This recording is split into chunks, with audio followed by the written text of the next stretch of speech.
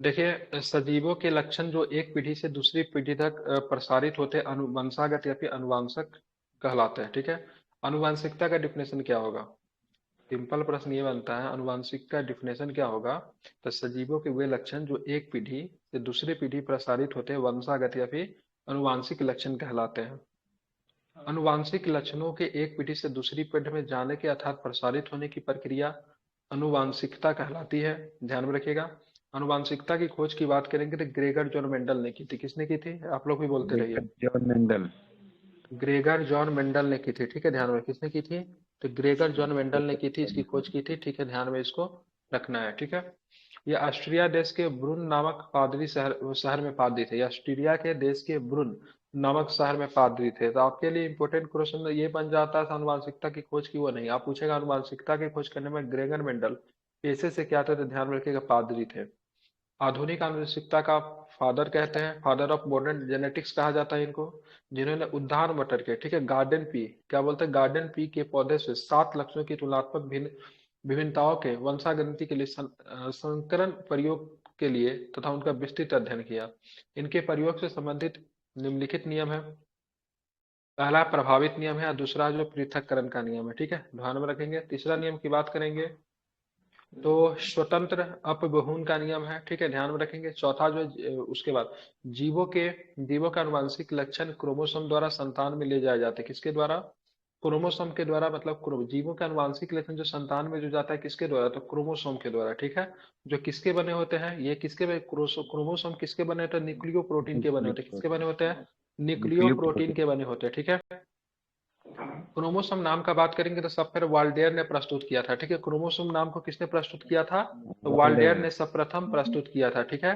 Chromosome पर स्थित DNA की बनी अति सूक्ष्म संरचनाएं क्रोमोसोम पे स्थित, ठीक है, डीएनए की बनी ऐसी अति सूक्ष्म संरचनाएं जो अनुवांशिक लक्षणों का धारण एवं उनका पीढ़ी से दूसरी पीढ़ी तक हस्तांतरण कहलाती करती है, जीन कहलाती है। ठीक है, ध्यान में रखेंगे। पूछेंगे सभी जीन जीवों के शरीर में अनुवांशिक की मूलभूत इकाई का नाम क्या है? तो जीन है। ठीक है।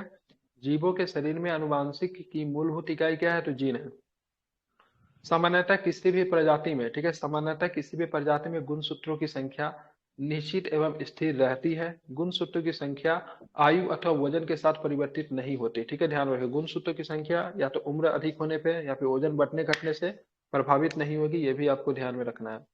किसी भी जीव के डीएनए में किसी भी जीव के डीएनए में, ठीक है, विद्यमान समस्त जीनों का अनुक्रम क्या जीनोम कहलाता है।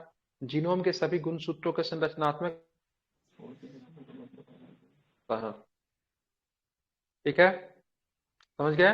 किसी भी जीव के डीएनए में विद्यमान समस्त जीनों का अनुक्रम जीनोम कहलाता है। जीनोम के सभी गुणसूत्रों का संरचनात्मक एवं प्रक्रियात्मक संगठन जीनोम चित्रण कहलाता है। आवाज आ रही है? ये सर आ रही है। अब बात करेंगे पल्लवमान। पल्लवमान जीन या जंपिंग जीन के सिद्धांत का प्रतिपादन, ठीक है, किसने किया था? बारबरा बारबरा मैकिलटॉन्क ने किया। क्या नाम लिखा मैक्लेटॉन। हुआ है?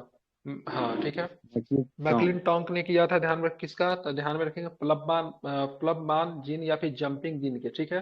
इस खोज के लिए उनको चिकित्सा विज्ञान के क्षेत्र में नोबेल पुरस्कार से सम्मानित भी किया गया था। इन्होंने मक्का के पौधे पर अपना अनुसंधान किया। ठीक है। किसने किया? जंपिंग जीन सिद्धांत किस पे किया गया? तो मक्का के मक्का पौधे के पे। ठीक है। पौधे पे। अध्ययन के तौर पे इन्होंने देखा कि जंपिंग जीन्स द्वारा जो अनुवांशिक परिवर्तन होते हैं उसमें मक्का के दाने पर कुछ धब्बे पड़ जाते हैं। नए प्रयोग के आधार पर निष्कर्ष निकाला गया कि सभी कोशिकाओं में डीएनए के खंड होते हैं जिन्हें ट्रांसपोजेबल तत्व या फिर ट्रांसपोजोन कहते हैं। ठीक है, जिसका विकास प्रक्रिया में महत्वपूर्ण योगदान है, जिसका विकास की प्रक्रिया में महत्वपूर्ण योगदान है। जीव कोशिका दो प्रकार के होते हैं। न्यूक्लियर अम्ल होते हैं जो कि डीएनए आरएनए होते हैं। दूसरा ये न्यूक्लियाइड किसके बहुलक होते हैं? डीएनए आरएनए इसके बहुलक होते हैं, तो न्यूक्लियोटाइड न्यूक्लियोटाइड। के बहुलक राइट। होते हैं। अर्थात ये बहुत से न्यूक्लियोटाइड से मिलकर बने होते हैं। अब प्रत्येक न्यूक्लियोटाइड में 3 अणुओं से मिलकर बना होता है। ठीक है, पहला होगा नाइट्रोजनी बेस जिसमें प्यूरिन एवं क्या आता है? पिरीमिडीन आता है। नाइट्रोजनी बेस में क्या आता है? प्यूरिन एवं पिरीमिडीन आता है। दूसरा की बात करेंगे पेंटोज शुगर। पेंटोज शुगर जिसमें क्या आता है? और तीसरा जो आता है फॉस्फेट आता है। ठीक है, ध्यान में रखेंगे। अब यहाँ पे देखेंगे प्यूरिन बेस की बात करेंगे। प्यूरिन बेस में क्या आएगा? प्यूरिन नाइट्रोजनी बेस के अंतर्गत प्यूरिन एडिनिन एवं, ग्वानिन। ठीक है, पिरीमिडीन आता था। इसमें कौन आता था? एडेनिन तथा गवानीन ग्वानिन। आता है। ठीक है, डीएनए तथा आरएनए दोनों में समान होते हैं, ठीक है, ध्यान में रखेंगे। पिरिमिडीन बेस आरएनए में साइटोसिन तथा यूरोसिल, जबकि डीएनए में होता है, ठीक है, ध्यान में रखेंगे। पिरामिडीन बेस आरएनए में ध्यान में रखें साइटोसिन तथा यूरोसिल, जबकि डीएनए में साइटोसिन तथा थाइमिन होते हैं। डीएनए में क्या होते हैं? साइटोसिन तथा थाइमिन होते हैं, ठीक है, याद करना पड़ेगा। डीएनए में क्या होता है? तो डीऑक्सीराइबोज तथा आरएनए में राइजोब सकरा होती है, ठीक है, आवाज सर सही ध्यान से में। आ रहा है क्या? आवाज नहीं जा रही क्या? क्लियर आ आ रही रही है। है। अच्छा, नेट ठीक। का प्रॉब्लम है क्या सर? दिक्कत होगा तो बताइएगा, फिर कट के आऊंगा। नहीं सर, ठीक है। अब चलेंगे, यह गलत धारणा है कि डॉक्टर जेम्स वाटसन एवं डॉक्टर फ्रांसिस क्रिक, ठीक है, MHF बिल्किंस तथा फ्रैंकलिन नामक वैज्ञानिकों ने डीएनए की खोज की थी, ठीक है। वस्तुतः इन वैज्ञानिकों ने, ठीक है, एक्सरे विश्लेषण द्वारा 1953 में डीएनए का कुंडलीकार विन्यास प्रस्तुत किया था, ठीक है, डबल हेलिक्स मॉडल जो कहते हैं, ठीक है। अब चलिए, वास्तव में डीएनए की पहचान सफलता 1869 में स्विस रसायन शास्त्री फ्रेडरिक मिशन ने की थी। किसने की थी? फेडरिक डीएनए की मिशन। पहचान किसने की थी? फ्रेडरिक मिशन ने की थी। कि कब की थी? 1869 में की थी, जिसमें महात्मा गांधी का जन्म भी हुआ था, ठीक है, जन्म ध्यान में हुआ रखें। किसने था। की थी? फ्रेडरिक मिशन ने, ठीक है। और 1953 में डीएनए का कुंडलीकार विन्यास प्रस्तुत किसने किया था? तो ध्यान में रखेंगे, वाटसन क्रिक, ने, क्रिक ने, वाटसन ठीक है, एक क्रिक और भी ने, नाम दिया हुआ है, H F Watson and Wilkins ने क्रिक और ही फ्रैंकलिन ने, मोस्टली। ठीक है, हाँ, मोस्टली वही देता है। सामान्यतः डीएनए से आरएनए देखोगे, सामान्यतः डीएनए से आरएनए की कॉपी बनती है, प्रक्रिया अनुलेखन, ठीक है, अनुलेखन कहलाती है। डीएनए से आरएनए बनती है, उसको क्या बोलते हैं? एग्जाम में खूब पूछता है, क्या बोलते हैं इसको? ट्रांसक्रिप्शन होता ट्रांसक्रिप्शन है। कहते हैं, अनुलेखन कहते हैं। आरएनए से डीएनए की कॉपी बनती है, प्रक्रिया क्या है? रिवर्स ट्रांसक्रिप्शन कहलाती है, ठीक है, ध्यान में रखेंगे। इस प्रक्रिया में रिवर्स ट्रांसक्रिप्शन एंजाइम भाग लेते हैं, ठीक है। तो डीएनए से आरएनए जाएगी तो ट्रांसक्रिप्शन कहलाएगा, आरएनए से डीए जाएगा तो क्या कहलाएगा? रिवर्स कराएगा, ठीक है। देखिए, डी से आर जाएगा ना, प्लस हो रहा है ना इसमें, इसको ट्रांसक्रिप्शन डी बताइएगा। उल्टा आएगा, आर से डी आएगा, अपोजिट आ रहा है ना, ठीक है, तो क्या होगा? रिवर्स हो जाएगा, ठीक है। ऐसे भी याद कर रिवर्स हो सकते हो, जाए। रीजनिंग के थॉट पे भी आप लोग याद कर, रीजनिंग पढ़ रहे हैं ना अभी, घटा बढ़ा रहे होंगे खूब। रीजनिंग से याद आया, ऐसा आप लोगों ने रीजनिंग नहीं बताया, बनाया है। ठंडा के समय में घर से बाहर निकाल देना चाहिए आप लोग को, टाइम हाँ, ही नहीं मिला, आप गेट बंद कर देना कंटिन्यू चाहिए। क्लास ले रहे थे सर। हम 4 घंटा हम सो के समय बर्बाद किए, उतने देर में कम से कम रीजनिंग तो बनवाना चाहिए आप लोग को, सही है। 4 घंटा हम सोए हैं आप लोगों के क्लास में, मिलकर बहुत नींद आ रही थी। कहने का आज हमारा ना क्या हो रहा है, नींद बहुत आ रही है, ठीक है, उतना ही बॉडी में भी पेन शुरू हो गया कुछ दिनों से। जाकर भी मेडिसिन ली है 200 रुपया का, 200 रुपया खर्चा हो गया फालतू का। नहीं, एक बुक आ जाता 200 का सर। मौका नहीं मिल रहा, क्योंकि 200 का बुक खरीदने के लिए ना 150 रुपया ऊपर से खर्चा करना पड़ा, इसलिए नहीं जा रहा है लाने के लिए। बिहार का बुक खरीदना है, डिस्ट्रिक्ट का नया वाला लेकर आना है। यहाँ पे मिलता ही नहीं, वो मिलता है यहाँ से 15 किलोमीटर दूर, अच्छा, ठीक है। क्यों सर दुकान नहीं है आपके पास में जहाँ पे रहते हैं आप? यहाँ पे कोई किताब नहीं मिलता है, ठीक है, यहाँ मतलब ऑनलाइन झारखंड में उतना मंगाइए सर। पढ़ाई का माहौल नहीं ना है।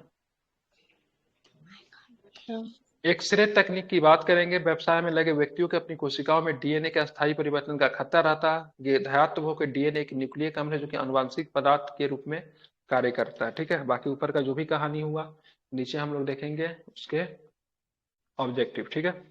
आधुनिक आनुवंशिक विज्ञान के जनक कौन है, तो क्या बताएंगे? बिगर मेंडल। मेंडल है, बहुत सुंदर। आनुवंशिकता के जनक के रूप में किन्हें जाना जाता है? इसे को मेंडल को ही। चलो, सुरभि पांडे जोसेफ बताएगी, मेंडल इसी को। जीजी मेंडल जो थे पेशा से क्या थे, कोई नहीं बताएगा, केवल यही बताएगी। पादरी थे, पादरी। आ गई थी क्लास में क्या? मैंने सुना है। तो लगा नहीं आई थी उस समय, ठीक है, पेशा से पादरी थे, ठीक है। वैसे मेंडल ने अपने चिर प्रतिष्ठित वंशागति नियमों को प्रतिपादित करके, ठीक है, जिस जीवधारी का प्रयोग किया उनका नाम क्या है? गार्डन टीम गार्डन का, गार्डन ठीक है, पी। ध्यान रखें, गार्डन वी का, ठीक है। क्या क्या पता चला? तो उसमें प्रभावित का नियम पता चला, पृथक्करण का नियम और स्वतंत्र अपवहन का नियम पता चला, ठीक है।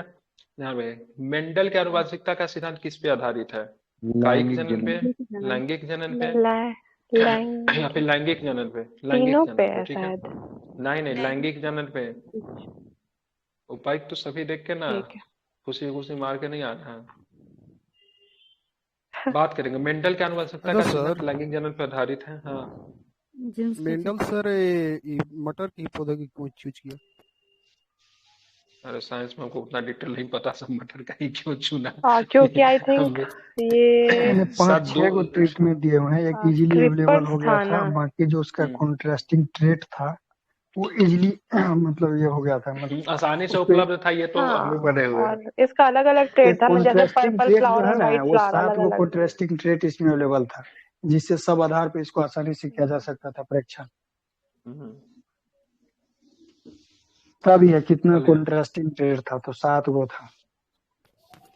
वो तो सही है, ठीक है सर। 7 को तो अभी से तो बताया नहीं। जीनोम, हाँ 7 गो, वो तो 7 गो है, 7 आधार पे किया था वो तो पता ही है। जीनोम चित्रण की बात करेंगे तो इनका संबंध की बात करेंगे जीन्स के चित्रण से, ठीक है। जीन्स का ध्यान रखें चित्रण। हमारे क्लास हमसे, ठीक है, history, polity, current affairs, IR, आई ये यार। सब जितना पूछिएगा उतना बताएंगे, भर भर के बताएंगे। बाकी साइंस के क्षेत्र में वो फिल्म नहीं आती, मैं याद कर लूंगा आप लिख के दे दो। वही वाला कॉन्सेप्ट है, ठीक है।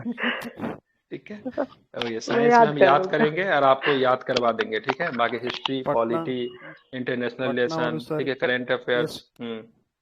पटना वाले इसके झा सर तो भी बेहतर। बायो रटवा देते हैं। हाँ तो दो ही काम कीजिए तो बहुत अच्छा से आप समझ जाइए, ठीक है, या फिर आप याद कर लीजिए। मैं रट ठीक है, लीजिए। समझने का उम्र अब रहा नहीं तो एग्जाम में बस। ठीक है, और मेंस के लिए आपको साइंस के फैक्चुअल चीज आपको जरूरत नहीं है। साइंस में आपको क्या आता है, करंट के रिलेटेड आईटी वगैरह का क्वेश्चन वगैरह सारे करंट के आते हैं, ठीक है। मतलब चाहे स्पेस आ गया या फिर कुछ मतलब नया आरएनए डीएनए का कुछ चल रहा है वो सब आता है, तो पीटी के लिए आप हम्म, इसको रख लीजिए। बाकी समझाने के लिए जो चीज समझाने के लिए जरूरत है वो हम है, वो हम बहुत अच्छे से समझा देंगे। बाकी साइंस सब्जेक्ट भी नहीं रहा ना। हमने मतलब क्या किया, मैंने ग्रेजुएशन मैंने कॉमर्स से किया, ठीक है, अकाउंट्स थे। उसके बाद पूरा मतलब 4-5 साल हिस्ट्री वगैरह को दिए, तो साइंस कहाँ, 10th में तो जाके थोड़ा सा पढ़े थे साइंस। उसके बाद इच्छा भी नहीं हुई कभी पढ़ने की। जीनोम चित्रण की बात करें, ये आता है आपका, ठीक है, मेंस के लिए भी आता है जीनोम चित्रण, ठीक है। का संबंध जीन्स के चित्रण से है। किसी भी जीव के हम्म, डीएनए में विद्यमान समस्त जीनों का अनुक्रम जीनोम कहलाता है। जीनोम के सभी गुणसूत्रों का संरचनात्मक एवं, ठीक है, प्रक्रियात्मक संगठन जीनोम चित्रण कहलाता है। जीवों में आनुवंशिक लक्षण संतान में ले जाए जाते हैं, ठीक है, किसके द्वारा, तो क्रोमोसोम के क्रोमोसोम। द्वारा, ठीक है, ध्यान में रखेंगे, ठीक है। अब क्रोमोसोम का नाम प्रस्तुत करने वाले वैज्ञानिक जो था वाल्डेयर थे, कब दिया था, 1888 में दिया था, ठीक वाइल्ड। है। और जीवों में हम्म। आनुवंशिक लक्षण क्रोमोसोम द्वारा संतान में ले जाए जाते हैं, न्यूक्लियो, ठीक है, न्यूक्लियो प्रोटीन के बने होते हैं, ठीक है, प्रोटीन। ध्यान में रखेंगे।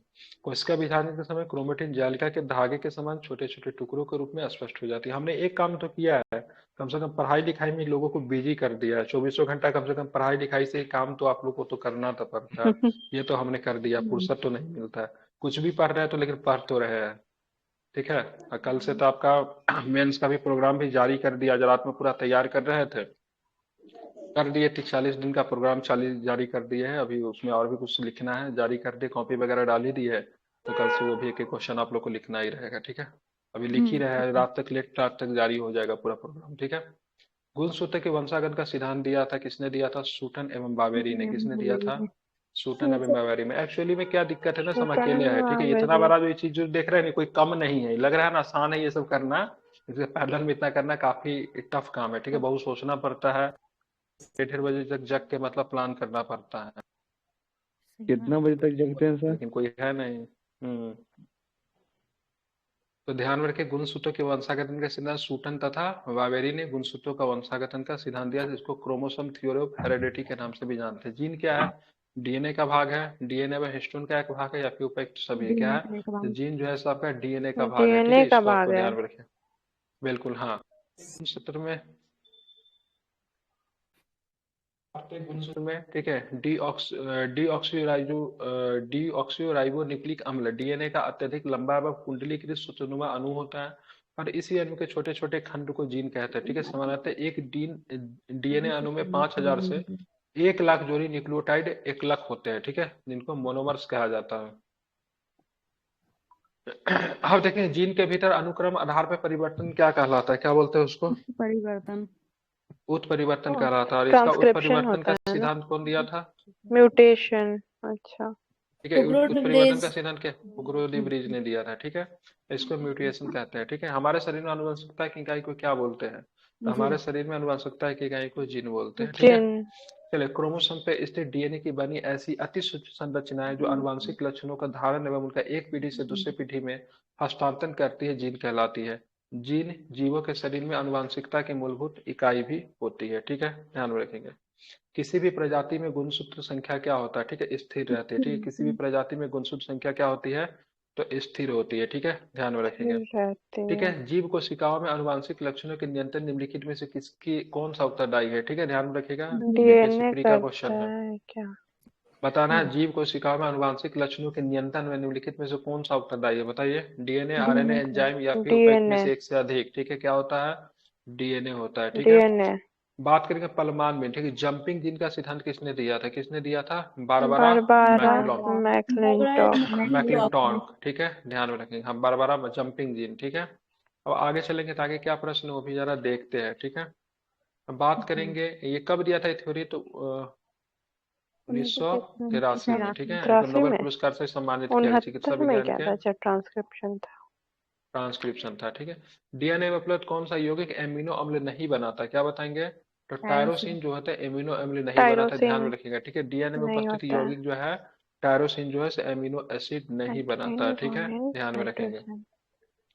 डीएनए में मौजूद शर्करा क्या होती है, डीएनए में मौजूद शर्करा की बात करें, डीऑक्सी राइबोज जो होती है शर्करा होती है, ठीक है। डीऑक्सीराइबोस। जीव कोशिकाओं में दो प्रकार के न्यूक्लिक अम्ल होती शर्करा। है, ठीक है, एक होता है डीऑक्सी राइबो न्यूक्लिक अम्ल अर्थात डीएनए, तथा राइबो न्यूक्लिक अम्ल जिसको आरएनए के नाम से जानते हैं, ठीक है। प्रत्येक न्यूक्लिक अम्ल के संयोजन में 4 प्रकार के न्यूक्लियोटाइड अनुभाग लेते हैं। डीएनए मुख्यतः केंद्रक में होता है और न्यूक्लियोटाइड अणुओं में शर्करा, डीऑक्सीराइबो तथा नाइट्रोजनीय समाक्षर जो कि एडेनिन है, गावानिन है, थाइमिन है, साइटोसिन होता है, ठीक है। इसके विपरीत आरएनए मुख्यतः कोशिकाओं में, ठीक है, साइटोसोल में होता है। इसके न्यूक्लियोटाइड अणु में शर्करा, राइजोम और क्या नाइट्रोजनीय क्षारीय एडेनिन, गावानिन, यूरेसिल तथा साइटोसिनिन होता है। इसमें कौन होता है, एडेनिन, गावानिन, थाइमिन, मतलब एक थायमिन थाइमिन होता एक्स्ट्रा है। होता है इसमें, बाकी सब में तो ठीक ही है। हम्म। इसमें भी एडेनिन, गावानिन और साइटोसिन, और इसमें यूरेसिल होता है, ठीक यूरासिल है। मतलब आरएनए में नया क्या बढ़ होता जाता है। है, एक यूरेसिल बढ़ जाता है, यूरासिल। इसमें डीएनए में क्या होता है, इसमें थाइमिन होता है, थायमिन। ठीक है। बाकी तीनों में क्या होता है, एडेनिन, गावानिन, साइटोसिन सब में होता है। डीएनए की खोज किसने की, हमने की, आपने की, या फिर मेंडल ने की, खुराना ने की, किसने की, बताइए। वाटसन एंड फ्रेडरिक क्रिक ने हाँ, की। गलती है, ठीक है, ई ऑप्शन होगा इसका। अभी इतना थोड़ा देर पहले बताया है, ये बीपीएससी इसको सुधार दिया था, ठीक है। अच्छा। 1869 में किया था, ठीक है। उन्हें डीएनए का डबल मॉडल जो था ना, ये दिया था वाटसन एवं क्रिक ने, ठीक है। डीएनए की द्विकुंडली अच्छा। संरचना किसने के द्वारा दिया था, तो ये दिया था वाटसन एवं क्रिक के द्वारा, कब दिया गया ये था, वाटसन एंड क्रिक 1953 में दिया था, ठीक है, ध्यान में रखेंगे, 69 ठीक है। में। 53 में, 69 में ये हुआ था, डीएनए खोजा था 1969 में, 1869 में, ये डबल हेलिक्स मॉडल 53 में दिया गया था, और ठीक नीचे है। स्टार भी मिला था। हाँ, डीएनए कुंडली एक पूरा घुमाव 3.4 नैनोमीटर लंबा होता है, ये भी ध्यान में रखिएगा, ये कभी पूछ सकता है किसी मोड़ पे, किसी राह पे, ठीक है। कितना होता है, 3.4 नैनोमीटर लंबा होता है, ठीक है, ध्यान में रखेंगे। आप चलेंगे यहाँ पे, और भी यहाँ पे द्विकुंडली डीएनए का अणु का व्यास 2 नैनोमीटर या फिर 20 एंगस्ट्रॉम होता है, ठीक है, 2 नैनोमीटर होता है, घुमाव 3.4 नैनोमीटर, अब व्यास की बात करेंगे तो 2 नैनोमीटर होता है, ठीक है, मतलब 20 एंगस्ट्रॉम। राइजोबम क्या होता है, ठीक है, तो आरएनए होता है, क्या होता है, आरएनए होता है, ठीक है, ध्यान में रखेंगे, ठीक है। बात करेंगे, हाँ, यहाँ पे देखेंगे, ठीक है। आरएनए के इस उत्प्रेरक गुण की खोज के लिए थॉमस आर केस तथा सिडनी ऑल्टमैन को, ठीक है, 1889 में नोबेल पुरस्कार प्रदान किया गया था, ठीक है। अग्रलिखित व्यवसाय में लगे व्यक्तियों में कौन से व्यक्तियों को अपनी कोशिकाओं में डीएनए अस्थायी परिवर्तन का खतरा रहता है, क्या बताएंगे, क्या बताएंगे। कार्बन 14 कार्बन समस्थानिक का 14। उपयोग करके अनुसंधान करने वाला, एक्सरे के तकनीक के, ठीक है, कोयला खनक है, रंगरेज और रंगसाज, बताइए क्या होगा। सर ये वाला कार्बन फर्स्ट वाला होगा, फर्स्ट। फर्स्ट कार्बन 14 वाला। कार्बन पहला, सेकंड भी लग रहा है। देखिए सारा सर गलत लग रहा है, केवल डी केवल ऑप्शन 2। दिया हुआ है। कैसे लगता है आप लोगों को समझ में नहीं आता है, क्योंकि सामने आंसर नहीं था, एक्सरे तकनीक में होता है, ठीक है। हमको लग रहा था एक से अधिक, इसीलिए ऊपर में देखेंगे, एक्सरे तक नहीं, हमको दोनों लग रहा था 1 2। ठीक है, ध्यान में रखिएगा। हाँ, तो एक्सरे तकनीक व्यवसाय में लगे व्यक्तियों को अपनी कोशिकाओं को डीऑक्सीरिबो न्यूक्लिक अम्ल डीएनए के अस्थायी परिवर्तन का खतरा आता है। डीएनए एक न्यूक्लिक अम्ल है जो आनुवंशिक पदार्थ के रूप में कार्य करता है। ठीक है, ध्यान में रखेंगे। कल से सवेरे के क्लास में करंट अफेयर्स भी थोड़ा थोड़ा पढ़ेंगे डेली का। एक साल का करंट अफेयर्स निकाल कर एक बहुत सुंदर पीडीएफ मिला है, जो आप लोगों के साथ शेयर कर रहा हूँ। आप लोग सबके साथ शेयर मत करना, ठीक है? भेज सर रहा हूँ, तो ठीक है?